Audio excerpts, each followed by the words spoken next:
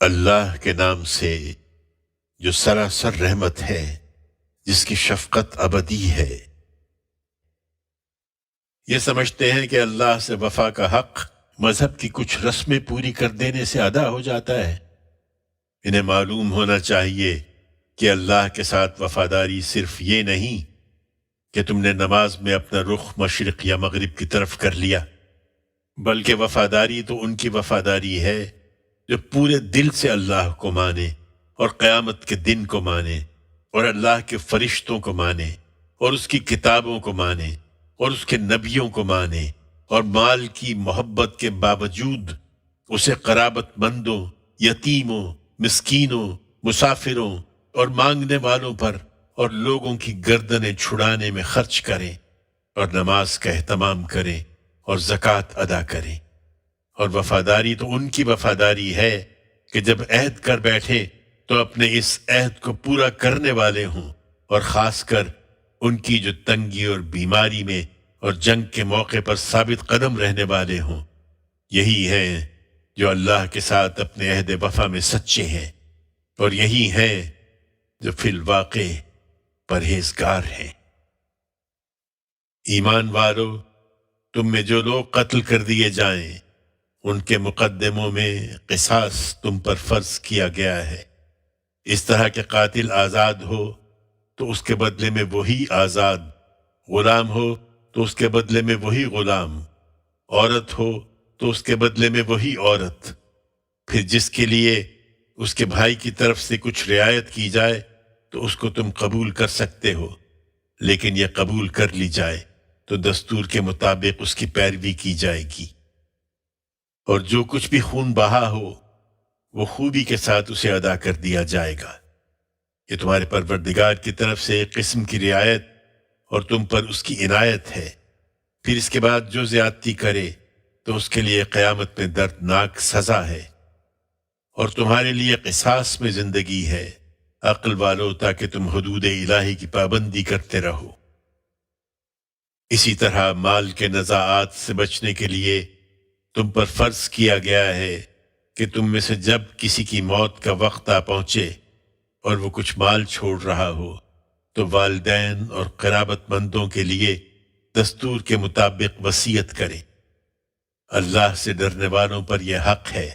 پھر جو اس وصیت کو اس کے سننے کے بعد بدل ڈالے تو اس کا گناہ ان بدلنے والوں ہی پر ہوگا۔ انہیں یاد رکھنا چاہیے کہ یقیناً اللہ سب کچھ سنتا اور جانتا ہے۔ جس کو البتہ کسی وصیت کرنے والے کی طرف سے جانبداری یا حق تلفی کا اندیشہ ہو اور وہ ان کے درمیان صلح کرا دے تو اس پر کوئی گناہ نہیں ہے۔ بے شک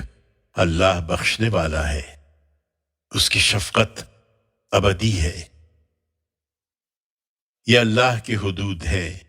اور ان کی پابندی وہی کر سکتے ہیں جو اللہ سے ڈرنے والے ہوں۔ اس لیے ایمان والو، تم پر روزہ فرض کیا گیا ہے جس طرح تم سے پہلوں پر فرض کیا گیا تھا، تاکہ تم اللہ سے ڈرنے والے بن جاؤ۔ یہ گنتی کے چند دن ہیں، اس پر بھی جو تم میں سے بیمار ہو یا سفر میں ہو تو وہ دوسرے دنوں میں یہ گنتی پوری کر لے، اور جو اس کی طاقت رکھتے ہوں کہ ایک مسکین کو کھانا کھلا دے تو ان پر ہر روزے کا بدلہ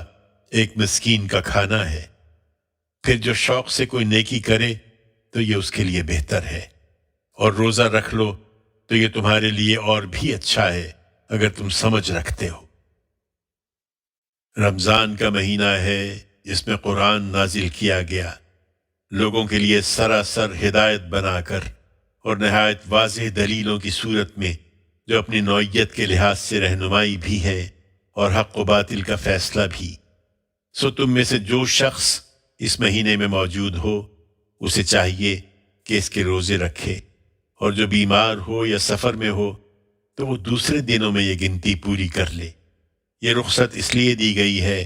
کہ اللہ تمہارے لیے آسانی چاہتا ہے اور نہیں چاہتا کہ تمہارے ساتھ سختی کرے، اور فدیے کی اجازت اس لیے ختم کر دی گئی ہے کہ تم روزوں کی تعداد پوری کرو، اور جو خیر و برکت اس میں چھپی ہوئی ہے اس سے محروم نہ رہو۔ اور اس مقصد کے لیے رمضان کا مہینہ اس لیے خاص کیا گیا ہے کہ قرآن کی صورت میں اللہ نے جو ہدایت تمہیں بخشی ہے اس پر اس کی بڑائی کرو، اور اس لیے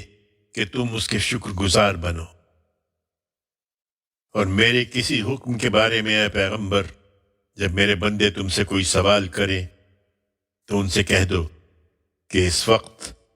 میں ان سے قریب ہی ہوں، پکارنے والا جب مجھے پکارتا ہے تو میں اس کی پکار کا جواب دیتا ہوں، لہٰذا ان کو چاہیے کہ وہ میرا حکم مانیں اور مجھ پر ایمان رکھیں تاکہ وہ صحیح راہ پر رہیں۔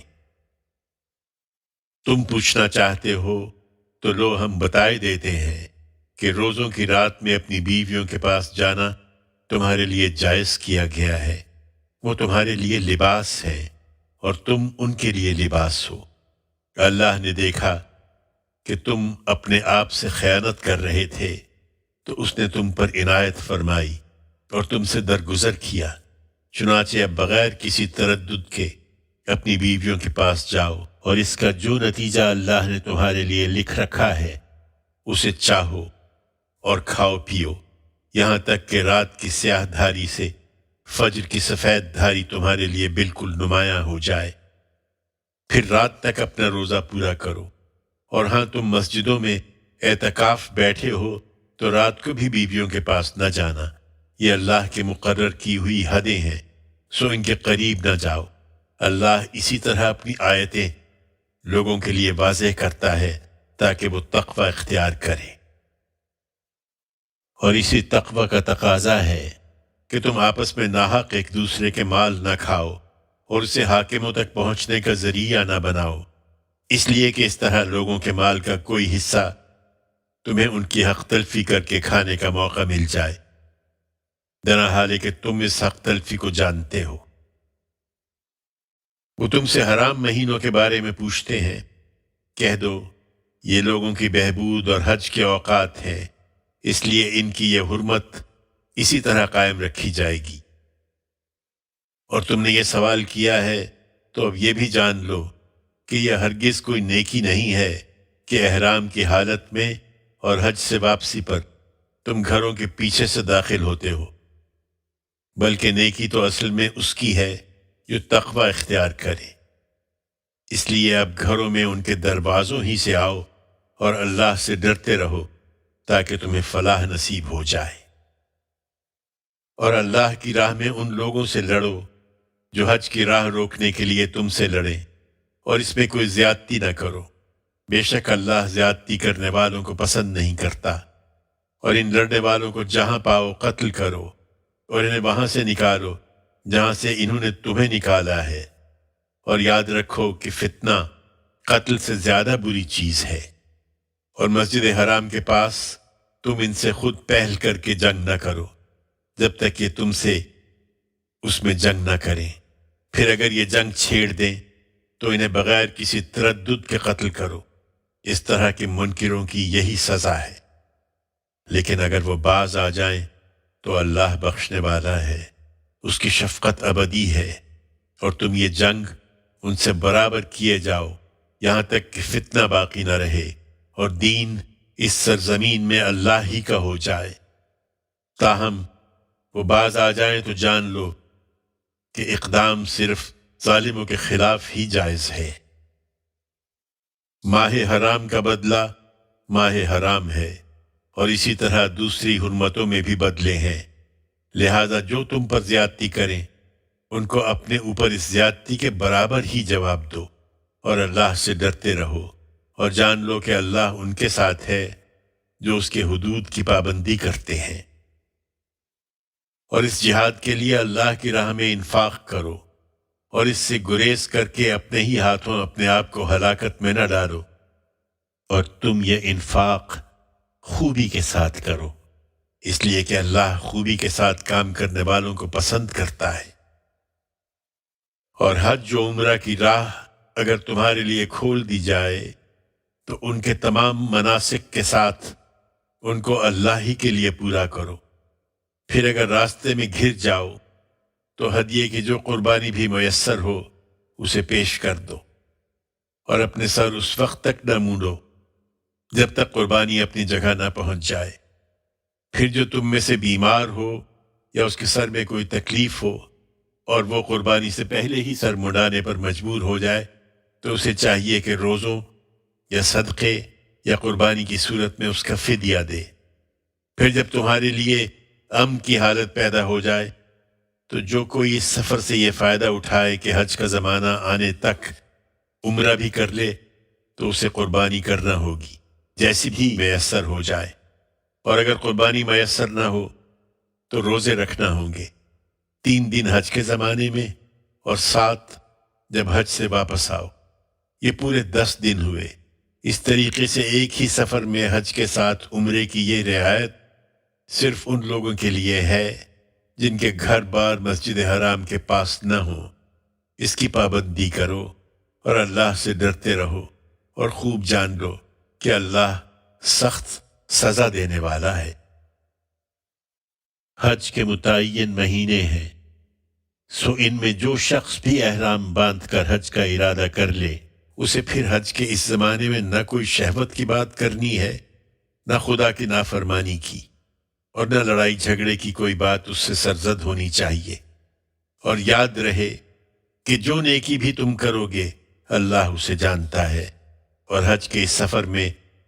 تقوی کا زاد راہ لے کر نکلو، اس لیے کہ بہترین زاد راہ یہی تقوی کا زاد راہ ہے، اور اس کے لیے عقل والو مجھ سے ڈرتے رہو۔ اس کے ساتھ البتہ تم پر کوئی حرج نہیں کہ اپنے پروردگار کا فضل تلاش کرو، لیکن یاد رہے کہ مزدلفہ کوئی کھیل تماشے اور تجارت کی جگہ نہیں ہے، اس لیے جب عرفات سے چلو تو مشعر حرام کے پاس اللہ کو یاد کرو، اور اس کو اسی طرح یاد کرو جس طرح اس نے تمہیں ہدایت فرمائی ہے،